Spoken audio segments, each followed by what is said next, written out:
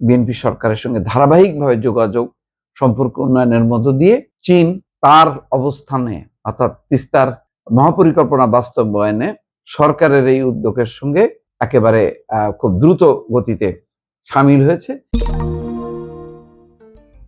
তিস্তা প্রকল্পের উপর জোর দিয়েছে চীন। এটা গুরুত্বপূর্ণ একটা অর্থনৈতিক, কৃষি অর্থনৈতিক এবং একই সঙ্গে রাজনৈতিক সিদ্ধান্ত। সেই সিদ্ধান্তের ব্যাপারে চীন অনড়। তারা বলছে যে বাংলাদেশের উত্তরাঞ্চলে বহুল প্রত্যাশিত সিদ্ধান্ত, নদী ব্যবস্থা এবং পুনরুদ্ধার প্রকল্প বাস্তবায়নে নিজেদের অবস্থানে অনড় রয়েছে চীন। চীন অনেকদিন থেকেই এই প্রকল্পের ব্যাপারে আগ্রহী। কেন আগ্রহী জানি না, হয়তো তারা মনে করে যে এখানকার এই উন্নয়নের মধ্য দিয়ে তারা বাংলাদেশে একটা গভীর আস্থা এবং বাংলাদেশকে তারা যে বাংলাদেশের বন্ধু এবং এটার সঠিক একটা ব্যবস্থাপনার মধ্য দিয়ে বাংলাদেশের সাথে তাদের একটা বন্ধুত্বর নিদর্শন।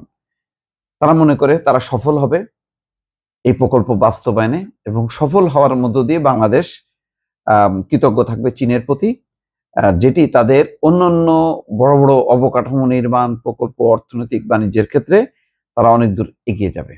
কারণ চীন ঘুরে ফিরে যাই হোক না কেন, তাদের লক্ষ্যটা থাকে হচ্ছে অর্থনৈতিক বাণিজ্য বিনিয়োগের মধ্য দিয়ে তারা তাদের লাভ, তাদের যেই মুনাফা, সেই জায়গাটার ব্যাপারে তারা খুব দৃঢ়চিত্ত থাকে এবং এটার গুরুত্ব দেয়।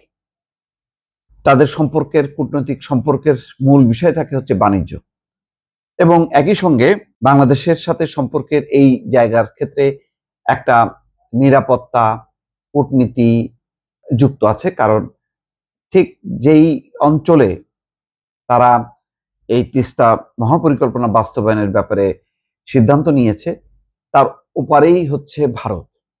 ভারত এতে হয়তো বিব্রত হবে।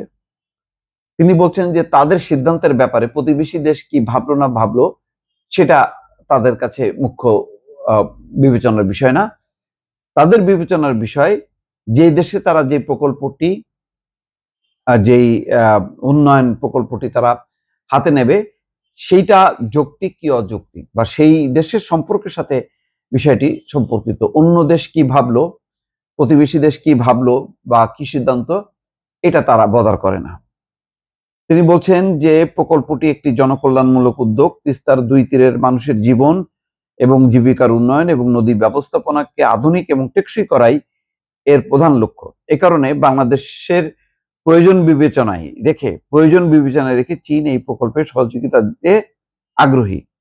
ভারতের সীমান্ত সংলগ্ন এলাকায় প্রকল্পটি বাস্তবায়ন নিয়ে উত্থাপিত উদ্বেগের বিষয়ে তিনি বললেন, চীনের সিদ্ধান্ত অন্য কোনো দেশের অবস্থানের উপর নির্ভরশীল নয়। প্রকল্পটি নিয়ে বাংলাদেশের সঙ্গে আলোচনা এবং সমীক্ষার ভিত্তিতেই চীন এগোবে। এই হচ্ছে মূল কথা। এবং তারা মনে করে যে প্রধানমন্ত্রী তারেক রহমানের পরিবারের সঙ্গে চীনের একটি সম্পর্ক আছে। তার মা বেগম খালেদা জিয়া তিনবার সফর করেছেন, জিয়াউর রহমান করেছেন। ফলে সব মিলিয়ে এই পুরো পরিবারের সাথে চীনের একটি সম্পর্ক আছে। চীনা রাষ্ট্রদূত আশা করেন যে তারেক রহমানও সেই ধারাবাহিকতা বজায় রাখবেন। তিনি বলছেন যে ইয়াও ওয়েন, চীনের রাষ্ট্রদূত, বলছেন যে তারেক রহমানের বাবা জিয়াউর রহমান বাংলাদেশের স্বাধীনতা এবং রাষ্ট্র গঠনে গুরুত্বপূর্ণ ভূমিকা রেখেছেন। অন্যদিকে তার মা বেগম খালেদা জিয়া সাবেক প্রধানমন্ত্রী হিসেবে বাংলাদেশ চীন সম্পর্ককে আরো পরিণত এবং শক্তিশালী করতে উল্লেখযোগ্য অবদান রাখেন।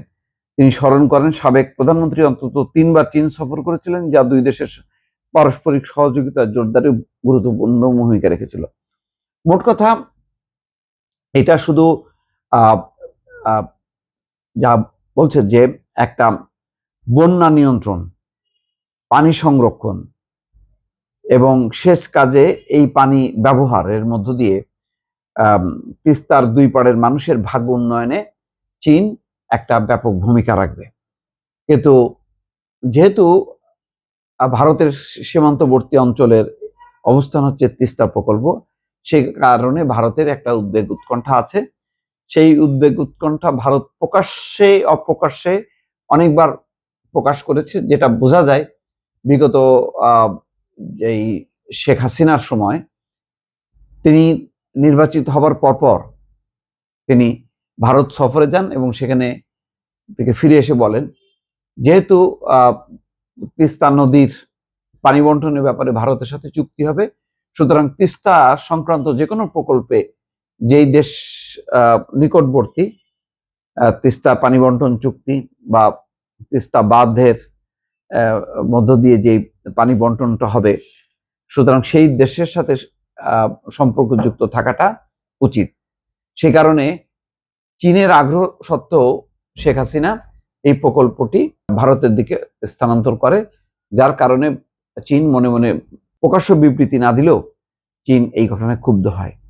এবার অন্তত গত শেখ হাসিনার পতনের পর গত ইউনূস সরকার এবং এই 4 মাসের বিএনপি সরকারের সঙ্গে ধারাবাহিকভাবে যোগাযোগ সম্পর্ক উন্নয়নের মধ্য দিয়ে চীন তার অবস্থানে অর্থাৎ তিস্তার মহাপরিকল্পনা বাস্তবায়নে সরকারের এই উদ্যোগের সঙ্গে একেবারে খুব দ্রুত গতিতে সামিল হয়েছে এবং সরকারও মনে করে যে এই ধরনের মহাপরিকল্পনা বাস্তবায়নে চীনের যে যোগ্যতা, দক্ষতা এবং তাদের আর্থিক সক্ষমতা আছে সেটা অন্য কোনো দেশের নেই।